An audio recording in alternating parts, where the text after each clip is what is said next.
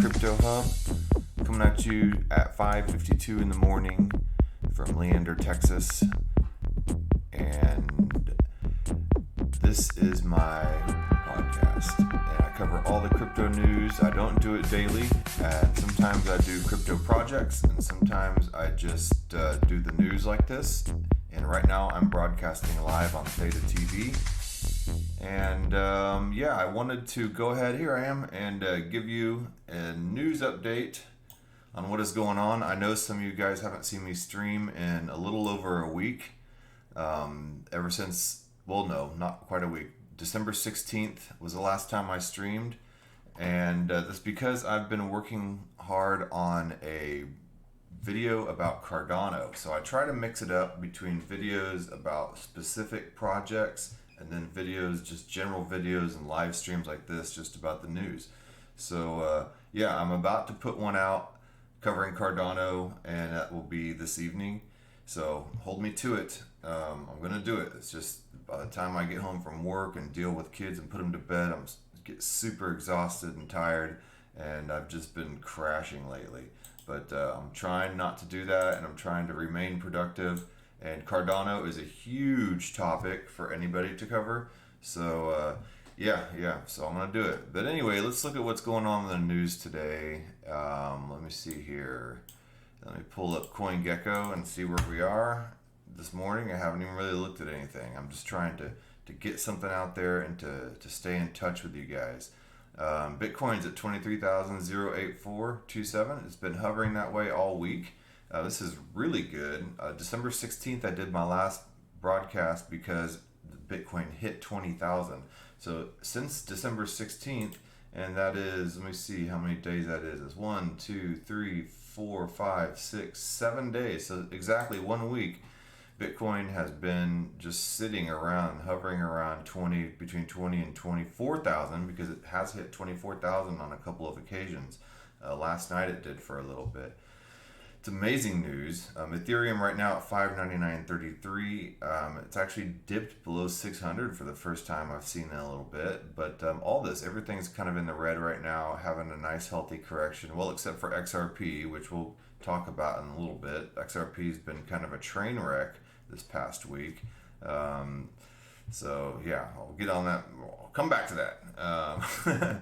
Let's see, we have Litecoin, which has been doing very well.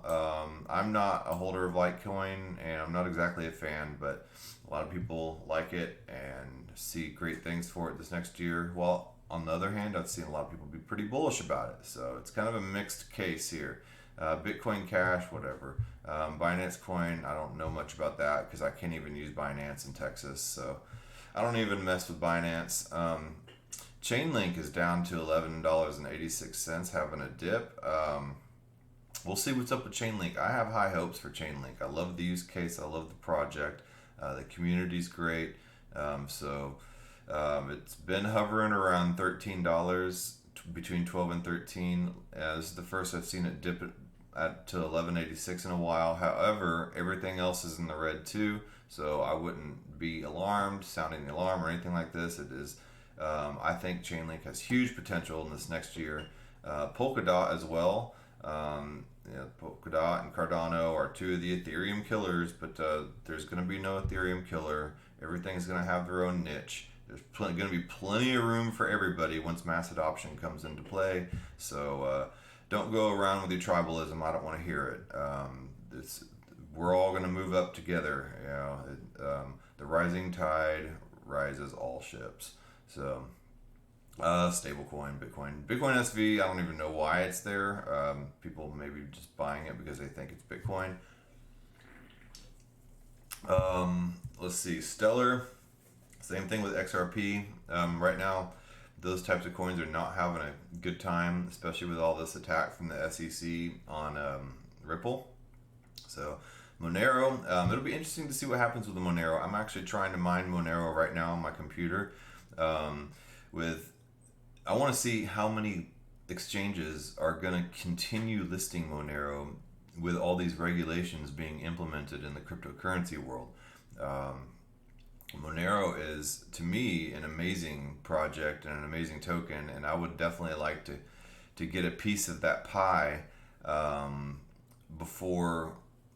I mean, already everything we do is watched and monitored. However, Monero, nobody's been able to crack that yet, and it still remains a very private currency, and it would be interesting to see what happens to the value of this once more monitoring implementations and regulations are put in place. So, yeah, this world of crypto is every day waking up to a new exciting piece of knowledge. So, and then we got Tron. I don't know much about that. I don't care. EOS. Okay, let's see. Tezos. I sold my Tezos. It hasn't been doing jack squat, and I feel like my money could be put in better places. So, yeah, I just dumped it. I've held it for a long time. I finished a staking term that I had with it on crypto.com, and once I finished that staking term, I was just like, it hasn't really done anything. I got a little bit of Tezos from staking it, so I'm not exactly doing terrible on it, but yeah, it's just I don't see a lot of future promise for Tezos unless you can change my mind about that. But there's been so many other developments with other projects that just stubbornly clinging to some altcoin for the super long term for no particular reason and no particular reason for loyalty is just to me just doesn't make sense. So I'm not holding on to that. Let's see, crypto.com, Celsius Network. A lot of people love it, and the hype around Celsius Network is very real. I did have some. I bought in at like $1 something or $1.30 something, and sold at $1.94. So I made a little chunk of money on Celsius. I am not investing in them because they're a centralized network, and I'm trying to move everything slowly away from anything that is centralized. To me, it just defeats the whole purpose of cryptocurrency, to put everything up on a centralized exchange like that. So not everything. Don't hold me to it. Not everything that I have is completely in decentralized places and locations, and I don't use just decentralized applications. But if I can avoid it, there goes my alarm waking me up. If I can avoid it, I will. I want to start to focus using more decentralized apps and try to hold true to more of the libertarian ideals of cryptocurrency. Because yes, I am in it for the money. We're all in it for the money, but I'm also in it for the idea of going against the banks, and that is the Declaration of Independence right there. I keep that on my wall to remind me daily that we can each do our own little part in order to try to at least send the message that we don't want to be monitored and controlled and censored, and that we want to have the freedom to have our own money and property and to not be subjugated under the credit system. And that is what Bitcoin is about, and what the whole cryptocurrency movement should be about. So I moved my stuff off of crypto.com. I've moved stuff off of Celsius. I've moved stuff off of BlockFi. Not your keys, not your crypto. That's can't get any more basic than that. So that's why I've done that. Let's see, Cosmos, Filecoin. I've read up a little bit on Filecoin. It looks pretty good. Theta Network. All right, now if you've been following any of my podcasts, you know that I love Theta Network. I'm broadcasting right now on Theta Network. So I've been very bullish on it. I've held the Theta token for a while as well, and this is really good news for me to see the Theta token doing so well, breaking $1. It was hovering around 50 cents for the longest time, and just glad to see it happening. There's a lot of really good things going on with the Theta network. They're getting ready to come out with Theta 3.0 here in I believe February or March, and which smart contracts. Right now, smart contracts I believe can be done on it. And then staking, the T-Fuel staking will be allowed in Theta 3.0. Basically, what Theta is it relays broadcasts by allowing every holder who puts an edge node on their computer, and the player itself is an edge node, and that uses the unused bandwidth that any user is that has on on their computer, on their internet signal, and it uses that to relay signals so people can have clear and consistent video streaming. And it's gotten a lot of great partnerships with people like Samsung and Google. I believe the co-founder of YouTube has said some really good stuff about it, Stephen Chen, and I think he's done some work with Theta as well. So there's a lot of really good stuff going on with Theta Network. So definitely, maybe not, I don't know. I mean, there's a long way to go for Theta. So I wouldn't say buy at the top, but is this really the top? So that's something to think about. Let's see here. What else do I have down here? I got some VeChain. I don't know, man. I'm kind of wavering. I mean, I know VeChain's going to do great things, but it's just going to take so long. This is something you got to be in for the long haul on, I think. And I've had it for a year, and it hasn't really done much. I guess we're waiting on some kind of big implementation, but the total supply is monstrous. Let's take a quick look at VeChain here. The total supply circulating. Oh man, yeah. So it's the estimated circulating supply 64,850,000. So yeah, there's just so much of it. Yeah, it's a. Am I reading that right? Yeah, it's just a ton of this stuff. So it's going to take a miracle to actually get this stuff to really move in price. So if you're into VeChain, you're in for the long haul, is all I'm saying. Aave dropped down by 10% to 77.47. I do hold Aave. I'm a believer in Aave. I think once all this mass adoption really starts taking hold into Bitcoin, then people are going to be asking, what am I going to do with this Bitcoin? I don't want to just let it price appreciate, which is great, and just to hold it. But people get impatient and they want to do stuff with their money. They want to see it grow faster than just price appreciation. So what do? They plug it into DeFi, and then they yield farm it, and they wrap their Bitcoin, and they want to do things in order to speed up the value and get interest and yield off of their savings. And Aave is one of those instruments. And Aave, to me, I think is one of the best and easiest to use, one of the safest in all the entire DeFi field. So I think Aave has a great future. Its token has been doing really well. I do think it may have been overvalued when it got up close to $100, around the high 90s. So this is good. This is a healthy correction, and I'm all right with that. Uniswap as well, I think will be doing very well once all this mass adoption comes into place. And then here is what I wanted to talk about mainly, Zillica. I did buy into some Zillica just before all this XRP news has been hitting, with XRP being attacked by the SEC once again to determine whether or not it is a commodity or a security. And apparently Brad Garlinghouse is fighting against the SEC, and they say if he wins, it'll be a historic trial that really cements the place of cryptocurrency for permanently. I feel good about Zillica today. That it will be historic. However, I'm not that loyal to XRP to want to wait it out. I did pile up some XRP right before this whole Spark token snapshot, in which they're going to do the Flare Spark token airdrop will be happening pretty soon, early in next year here.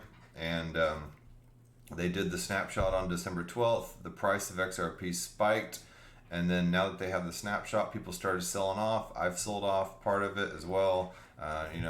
Yes, I'm part of that crowd. And I bought Zillica. And I'm glad I did, because in the past 7 days, Zillica's gone up 61.6%.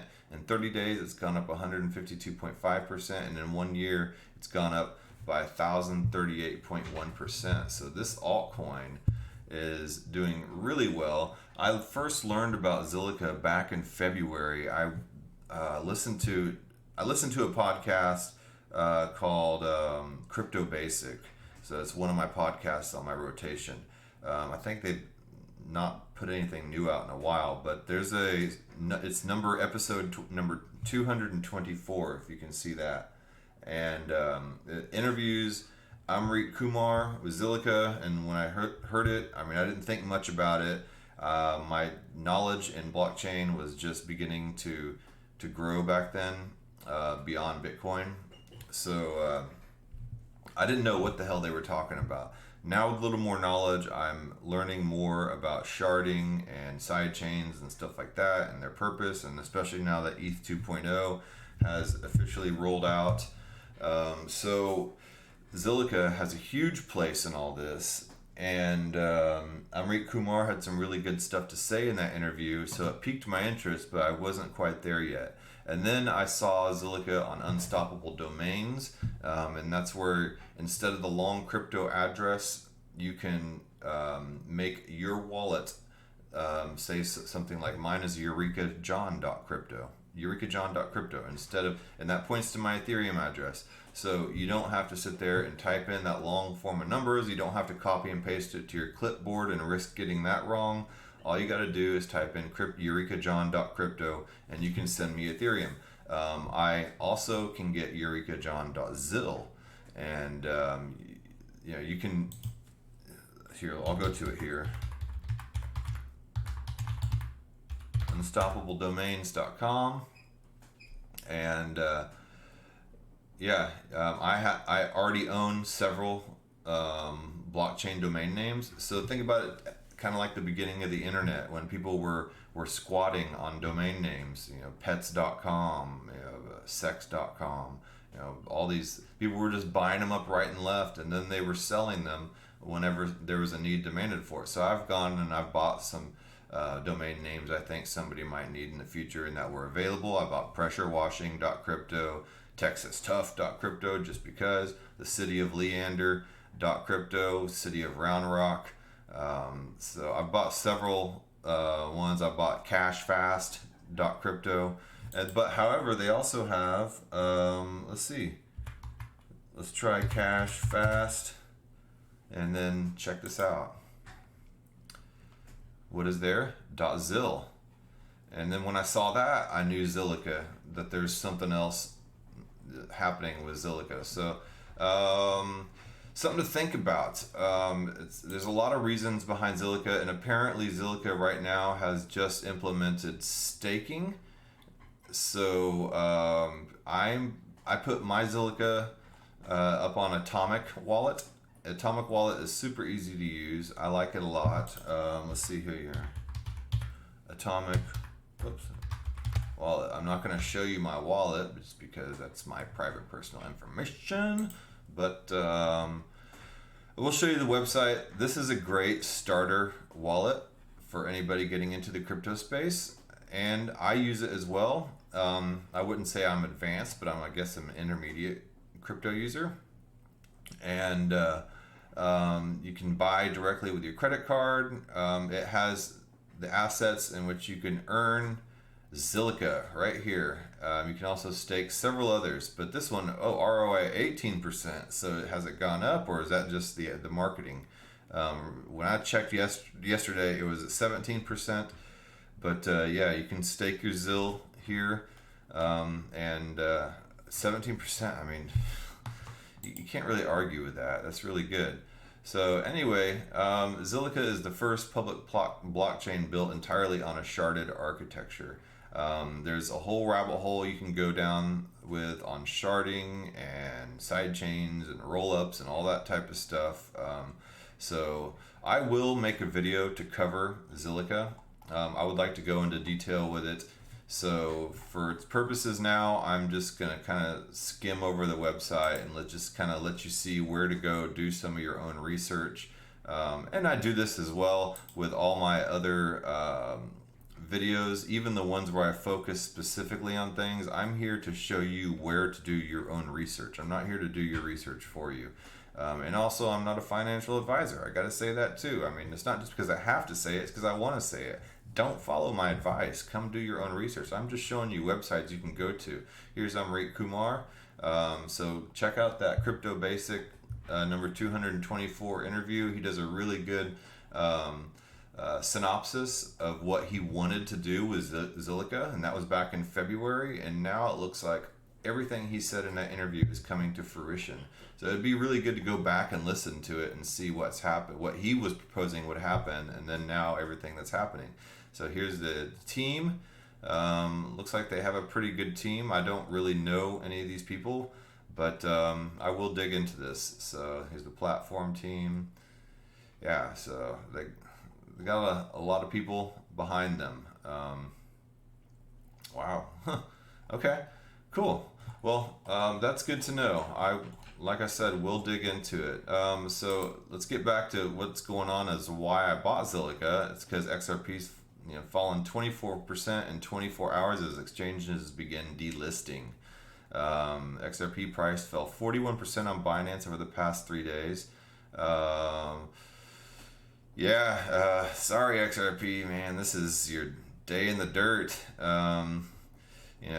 I never hated XRP, but I never totally liked XRP either. XRP actually, after Dogecoin, was the second crypto that I ever bought in 2018. I bought Dogecoin first just because it was cheap and I thought it was funny. But XRP, the reason I bought that was also because it was cheap, and at the time I had this whole mental block, like a lot of newbies in the space do, that you can't just, I don't want to buy 0.001 of a Bitcoin. I want to buy, I want to buy 152 XRP. That sounds better than 0.001 Bitcoin or whatever. No, if you're getting into the space, stick with the big boys. Stick with Bitcoin and Ethereum and stuff like that. Don't try to go off on all this other stuff until you kind of get a handle on the situation. I'm still buying Bitcoin even now because I think that it's going to go a lot further and that we're just touching the tip of the iceberg in all this space. I still buy Ethereum. Dollar cost average, that's what I do. I'm not really a trader.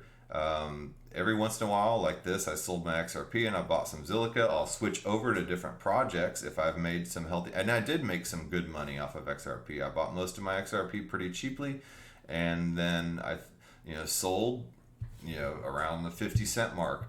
So hey, I'm doing all right. And then I put all that into Zillica. So we'll see what happens with Zillica, and I think Zillica has a lot of promise. But Brad Garlinghouse, CEO of Ripple, said he would aggressively fight and prove our case with co-founder Chris Larson. Garlinghouse emphasized that he has the option to individually settle with the SEC, but has decided not to take that route. So they are going up against the U.S. government. They could have avoided this whole situation about whether or not it is a commodity or a security if they would have moved to Japan like they had proposed that they would probably do, and then they didn't. So from a technical standpoint, traders say that XRP is in a do or die situation where it would have to bounce strongly at the current level at around 35 cents or face more downside. Let's go back up here just to summarize what was going on. Let's see, the lawsuit by the United States Securities and Exchange Commission. The SEC unveils suit against Ripple, calling XRP a 1.3 billion unregistered securities offering. So for those of you who don't know, a security is something that you invest in expecting to make more money. It is not a commodity. And if XRP is ruled a security, then they could be in big trouble selling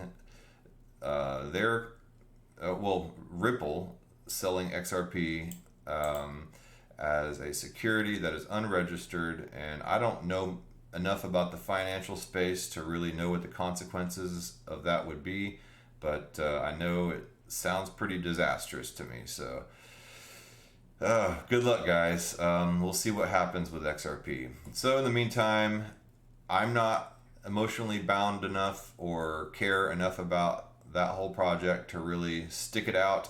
I will go over here to Zillica. I've been hearing great things about it, and I've been silently in the wings looking into Zillica, and everything looks pretty amazing. And then the community, I also say the Zillica community, they're super enthusiastic about it. They're not obnoxious about it like some of the other crypto communities that I'm not going to mention. And actually tweeted last night that I'd sold some XRP and I've moved over to the Zillica project, and I woke up this morning and my Twitter box was just like full of notifications of people being like, yeah dude, welcome to the team and all that stuff. So I mean, it's crazy. I haven't really seen this type of positive community feedback from any of the other projects in the same way.